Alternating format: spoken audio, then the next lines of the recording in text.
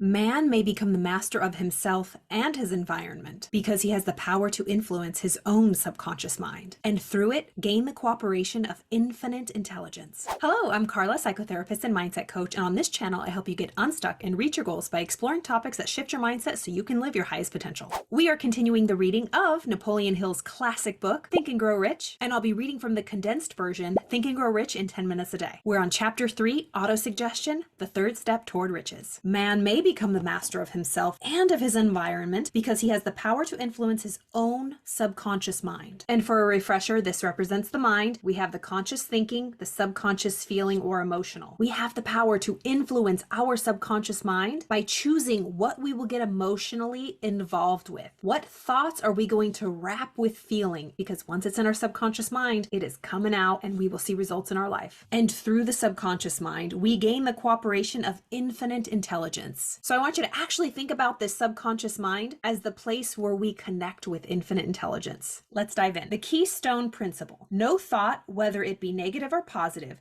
can enter the subconscious mind without the aid of the principle of autosuggestion. Autosuggestion is a suggestion from ourselves to ourselves. Nothing can get into the subconscious mind if it is not suggested, autosuggested from ourselves to ourselves. We might have gotten it from the outside world, but once it's in here, we are the ones that determine if it passes down into our subconscious mind. Here we have a choice to either accept or reject it. But if we are not thinking and we don't remain awake or protective over what we're allowing into our thoughts, it will by default fall into our subconscious mind. It will be auto-suggested from ourselves to ourselves, whether we're aware or not. Autosuggestion is defined as the means by which an individual controls or fails to control the thoughts that reach the subconscious mind. This includes voluntarily sending specific messages to the subconscious mind so that one's dominating thoughts are focused on attaining one's definite chief aim. So we can voluntarily send thoughts that we want to get emotionally involved with, and he's talking about our goal, our definite chief aim in life, to repeat over and over and over our purpose, the direction with which we're going. Whatever we impress on our subconscious mind, we will express. So we can voluntarily impress what we want. Another example, filtering the sensory stimuli so that destructive thoughts and feelings stop at the conscious mind and do not penetrate the subconscious mind. So filtering the senses, meaning what we see, hear, smell, taste, and touch, filtering them, being very cautious of what we're listening to. What are we surrounding ourselves with? Filtering what we take into that conscious thinking mind so that we don't have to worry about if we're awake or asleep or tired that day. It will not fall because we are filtering it out. It can't even enter our conscious mind. Again, it says filtering the sensory stimuli so that destructive thoughts and feelings stop at the conscious mind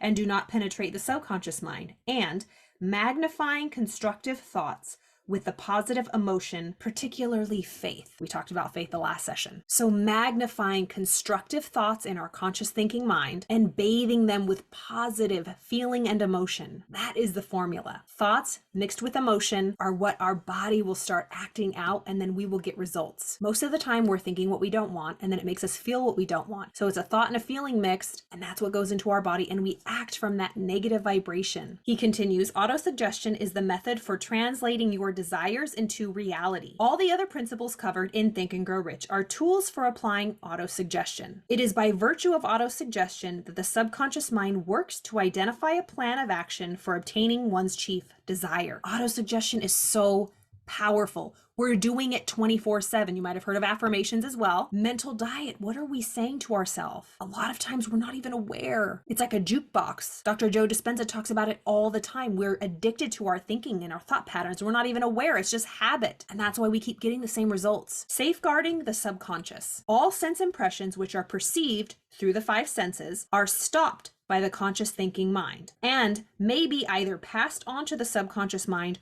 or rejected at will. We cannot hear this enough. So I'll read it as I point to this diagram. All sense impressions which are perceived through the five senses, see, hear, smell, taste, touch, are stopped by the conscious thinking mind. They go into here next, and may be either passed on to the subconscious mind or rejected at will.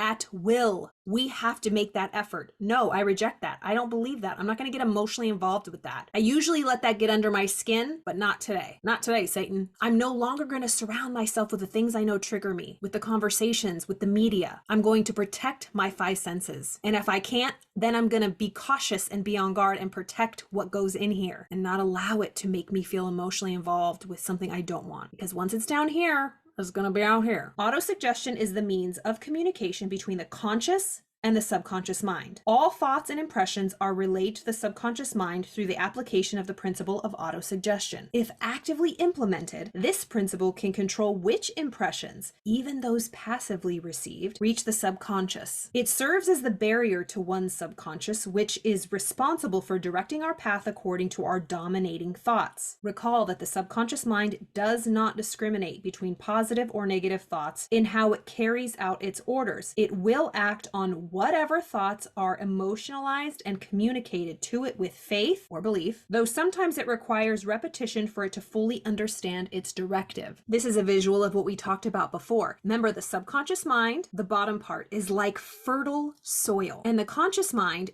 are the seeds or the thoughts. Every thought is a seed, and our emotions are the soil where those seeds will grow. And through autosuggestion, what we plant, once it's in the soil, it will bear fruit, either flowers or weeds. Again, he says, recall that the subconscious mind, just like soil, is amoral. It does not care what you plant in it. It will grow. Earl Nightingale talks a lot about that in The Strangest Secret. He says you can plant a carrot, a sweet, nutritious food, within centimeters from nightshade, a poisonous plant. Both will grow in abundance. Soil does not care. Your subconscious mind does not care what seeds or thoughts you plant in it. Once you get emotionally involved with something, once that thought seed is passed on and wrapped in the soil of your emotions, is gonna bear fruit or weeds. Concentration and imagination. Your ability to use the principle of autosuggestion will depend very largely upon your capacity to concentrate upon a given desire until that desire becomes a burning obsession. We must build the muscle of focus, of using the will. If we're gonna use this principle of autosuggestion, we must focus and repeat over and over,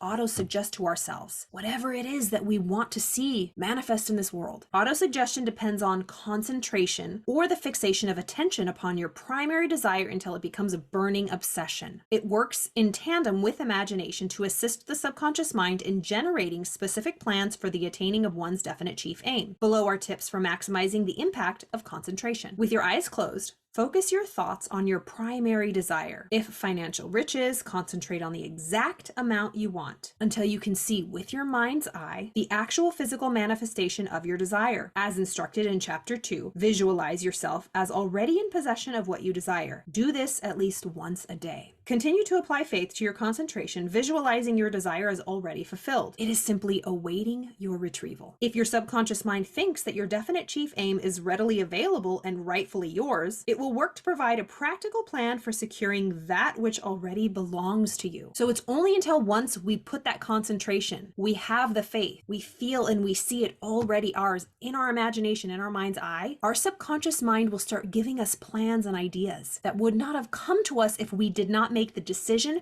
to go full in, meaning inside, already feeling like it's ours. If we're wishy-washy about it and think, oh, that can't happen, this can't happen, it won't be solidified and our subconscious mind will not give us means to have it because we don't have it already inside. Once we have it inside and we truly feel it and we're emotionally involved with it, then everything will work to make it actually show up out here. Next, do not wait until you have a definite plan for obtaining your definite chief aim before you begin these concentration exercises. Once you repeatedly visualize yourself in the possession of your definite chief aim, communicating your expectancy to your subconscious, your imagination and your subconscious mind will work actively together to deliver the plans you need. Exactly what I just said. Can you tell I've read this a lot? Next, you will likely receive this plan through your sixth sense, the creative imagination, as a flash of thought, inspiration, a wireless telegram sent by infinite intelligence through the direct channel of communication opened up by faith. This plan rarely comes from your own efforts of logic and reason, which can mislead you. When we're going after something big that we've never done before, that we don't know how the heck it'll happen, our conscious, logical mind will not get us there. That's the finite mind. It's the unconscious, unreasonable, illogical mind that will get us there. Once your plan appears, put it into action immediately and expand your regular visualization exercise by concentrating also on the activity bringing you closer toward your desire. These suggestions can help condense the original instructions provided for using autosuggestion to translate your desire into reality. He goes on to describe the instructions. Find a quiet spot, example, in bed at night. Close your eyes and repeat out loud the written statement of, number 1, the exact riches you want to obtain. Number 2, the time limit for their attainment. And number 3, a description of the service or merchandise you plan to give in exchange for this desire. I just filmed a video on writing this goal. Napoleon Hill's steps to writing a goal. If you want a link to that video, message me below and I'll send it to you. So as we do all of those steps, visualize yourself as already in possession of your desire. Employ concentration and the positive emotions, especially faith, in your recitation of the statement. Your subconscious is not moved by limp, monotone speech. Use the template below to help you formulate this statement. This is that famous statement from Think and Grow Rich where we say our goal. A lot of famous people did this. There's even a copy of Bruce Lee's version of his goal written down. Kobe Bryant was a huge Napoleon Hill fan as well, and so many more people. So you're going to write the date. For example, let's say you have a goal that is a year away. By the 17th day of September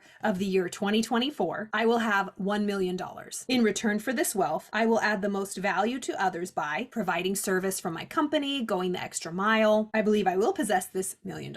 In fact, my faith is so strong that I see it already in my possession. As it is rightfully mine, I simply need to lay claim to it. And in direct proportion that I render service to others, I will receive payment and incrementally approach the full ownership of my desire. With complete faith, I am awaiting a plan to obtain my desire, and I will follow that plan the moment it is received. This specific formula you can find in Think and Grow Rich, and if you don't have a copy, I'll leave a link to get one below of the classic original text, and it has this formula in there. But again, I describe it a little bit in that new video, so if you want a link to that, let me know. Lastly, he says, repeat this exercise morning and night until your imagination makes your desire so vivid that you know exactly what it feels, looks, and sounds like. Place your written statement somewhere you'll see it when you first wake up and when you go to bed at night. Read it at those times until you have memorized it. As you'll recall from chapter 1, you must determine the price you're willing to pay in exchange for attaining your definite chief aim. The cost of ensuring that your dominating thoughts are working toward the attainment of your burning desire by ensuring your affirmations reach your subconscious is unrelenting persistence. Are you willing to pay the price? He finishes with the action item, tasking your subconscious with finding a definite plan. Write on a sheet of paper your new written statement of what you desire with help from the template above. Complete all 3 steps associated with it, supported by the evidence in this chapter on how to use concentration properly, every day until your subconscious mind provides you with the plans you need to attain your definite chief aim. Once it does, modify your affirmations so that they confidently assert that this plan will bring you what you desire. Whew, that is chapter 3, autosuggestion, where he teaches us that template of how to write our goal. If you want this specific one, again, get the book or you can look it up online. And once you have this concise statement, you auto-suggest it to yourself. Repeat it day and night. Get emotionally involved with it. See yourself with the good that you desire. Don't feel guilty. Don't feel silly. Don't try it for a week and then say this doesn't work, or be afraid that people will think you're nuts or that you're selfish for wanting something. If you can conceive it and believe it, you can achieve it. Remember, any desire you have was given to you for a reason. It came from within for a reason. Not everybody has the same desires. And if we can see it in our mind, we can truly hold it in our hand. What is it that you want? What is it that you desire? It could be better health, a better relationship, increasing your finances.